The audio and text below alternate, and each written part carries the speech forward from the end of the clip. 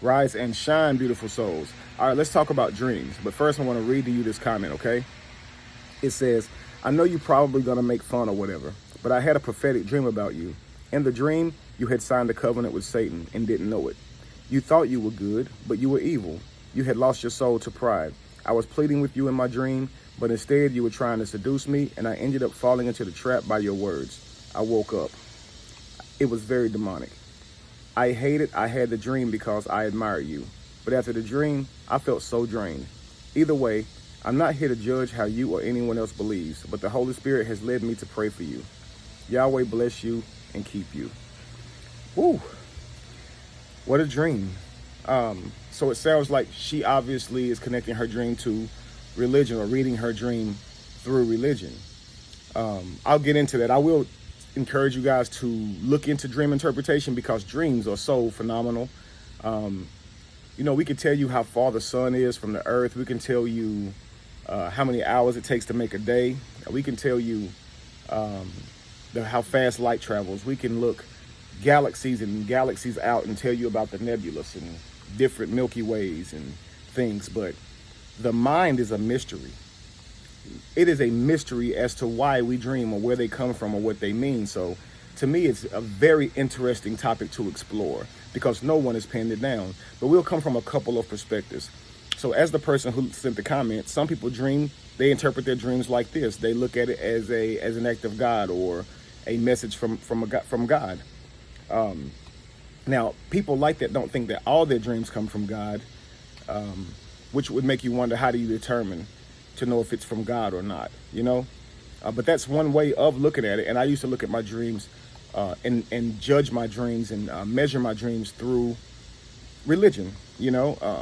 I've evolved since then, and I think differently now, so I'll get into how I view my dreams. But first, let's talk about dreams and where they might come from, okay? So could they come from a spirit world? Are we creating our own dreams unconsciously? Could they be coming from a God? Okay, so let's look at it.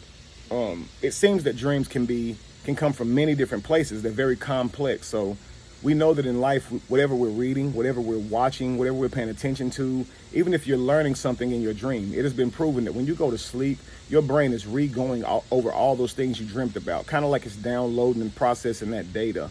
It's even proven that the less REM sleep you get, which is when you are dreaming, the less memory that you have going forward. You don't retain information as well when you don't get your REM sleep, which is when your eyes are rapidly moving. REM sleep means rapid eye movement. I used to sell mattresses, so I had to really understand about REM sleep. So when I would explain it to customers, I would say, when you're in REM sleep, that means you're dreaming. Your eyes are moving back and forth, and it's almost like you're looking around at surroundings in your dreams, you know. And if you watch people sleep like I do, you know, you would know that's true. I'm kidding. But of course, what you read, what you listen to, things you, again, like I said, things you're training to learn, but not just the things that you do throughout the day, not just the novels you read, not the scary movies, not just those things, but even the you. So like you can look at your dream and go, well, I had that dream because I watched a horror movie. I had that dream because I had an argument with someone. I had this dream because I was fearful. I had this dream because I was traumatized. I had this dream because I read this book. But in reality, dreams, they come from you as well, like your insecurities, your shortcomings, your fears, your desires, your goals, right? Your inspirations. You can look at your dream, and in that way, you can learn about you.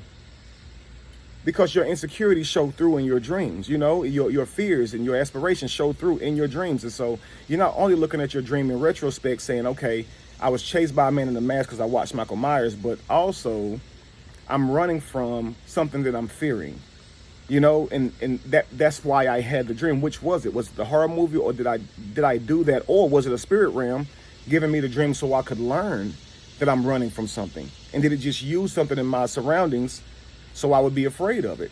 This is why dreams are so ambiguous, because these walls exist in a dream. There's streets, there's trees, there's people. They all seem to be knowing their roles, enough to convince you, of course, that it's really happening. Unless, of course, you lucid dream, which is another phenomenon. It's when you can be aware that you are dreaming, but yet still be in the dream, and you can actually choose to do what you want to do, you know? But the typical dreaming is when you actually are along for the ride. You're contributing to the dream unknowingly, you know? But again, where does this come from? Because if you were to ask me now, Kevin, how do you see your dreams? If I were to be honest with you without you guys picking on me, I often see dreams when I have dreams because I'm not in control of my dreams. Often I have dreams with my future self or my past self. Okay, you know how the avatar talks to many versions of himself?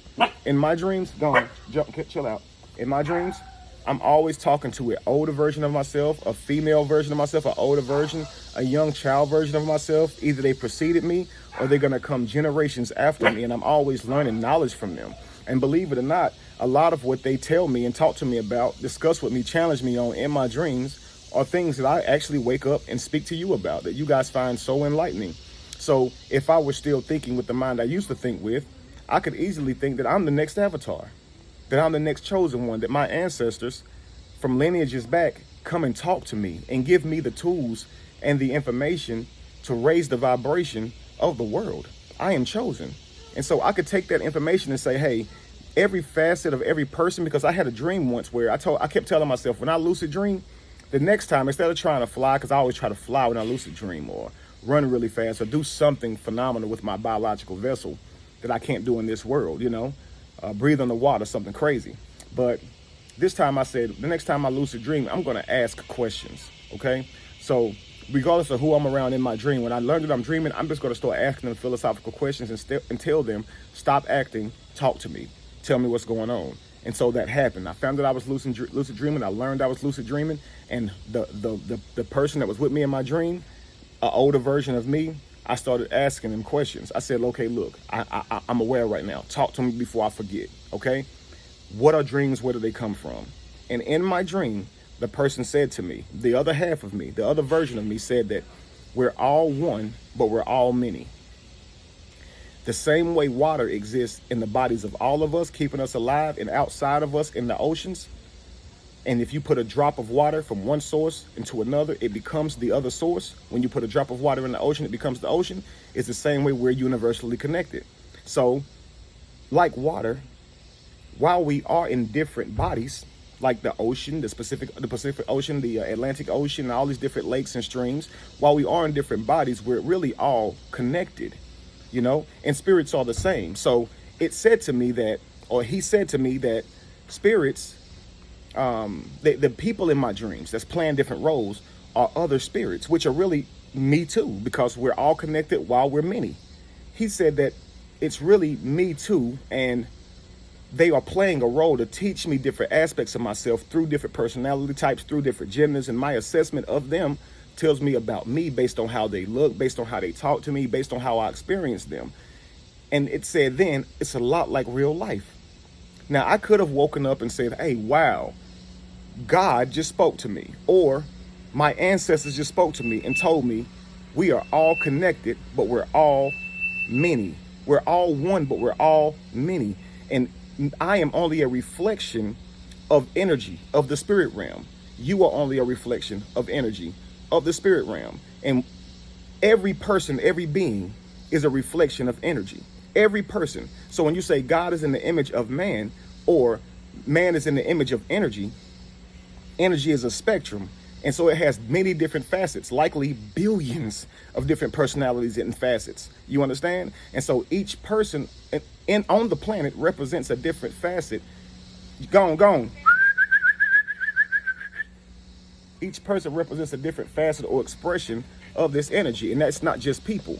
That's animals, that's insects, that's flowers, that's plants, that's fruit, that's vegetables. Everything that you interact with is a reflection of you, just like in the dream world, everything that you interact with is a reflection of you. Now, I learned a lot from this dream, and that was to view us as if all of this is true, while I can't prove it or prove my dreams, you know. But that's the miracle or the phenomena of dreams, is that regardless of what this queen says in her dream, guess what? I can't deny it. I can only say to her, the dream seems real. Just like creativity, to a person that's creative, when they write the novel, it seems real to them. Ask any person who's a creator. They will tell you that what's in their mind is a real drama, and they transfer it to paper, to screen, to stage, to bring entertainment to all of you. You understand? And so we're forever wondering what is behind the eyes, what is behind the skull, what is this vast place that we go to or that we experience when we dream. You understand? If I were to look at her dream, I would say keep the point on where she said she woke up. So if I was going to dream interpret this for her, I would say, okay, right now your world is consumed with religion.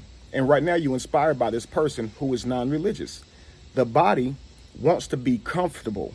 So it wants to lean to the side that's most comfortable all the time, all the time. In order to grow, you must challenge yourself to move towards the side of uncomfortable. So when you have religion, you are taught that you are safe, always. But when you're hearing these new frame of thoughts that's challenging you, you're also taught that accepting these new challenges or agreeing with these new challenges are somewhat evil. And the reason you feel that they're evil is because they're taking you away from your old frame of thought, and you've been glued to those frames of thought with your identity and your soul, your afterlife. Everything is tied to that frame of thought. It's not like you just changing your mind about some type of other subject you came to the conclusion of. On this one, it's very real to you. It's religious to you. It's deep to you. So what I would say is your brain is creating a drama, okay? Once she said she spoke to me, she fell for my words. What that tells me is that her perspective of her believing what I said or understanding what I said or being convinced what I said to her is falling for a trap, because from her perspective, it is a trap to be convinced by me. To her, that's misled. You understand?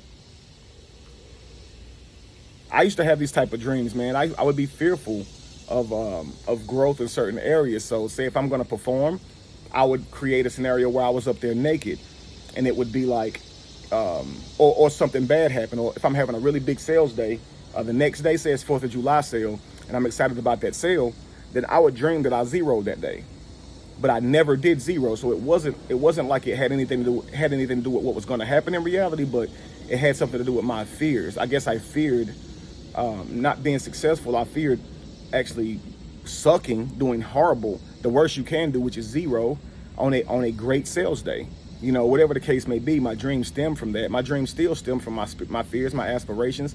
Likely my dreams now stem from my fears, my aspirations, my goals, my desires, what I consume myself with on a daily basis. You know, if you eating bad foods, it's more likely to give you a nightmare. So for all of you guys who do have dreams, that's why I say consider looking at the dream interpretation, because it brings you into the awareness of actually observing your dream from the outside looking in, to be able to observe it and grow from it instead of just being tortured by it or in fear of it. You know, you can actually look at the dream and learn yourself through the dream by challenging yourself to say, what does this dream mean? You know. But if any of you guys have really vivid dreams, let me know. Let me know what you thought about, what you think about dreams, all of that. I think this is a very interesting build, or conversation. So just let me know, family. I'll talk to you guys in the comments. Be evolution. Be the change that you want to see. No candle loses its flame from lighting another. And if you were to ever find yourself in the middle of chaos, it is in that chaos that you can find yourself. And when you do that, you can rise. Peace.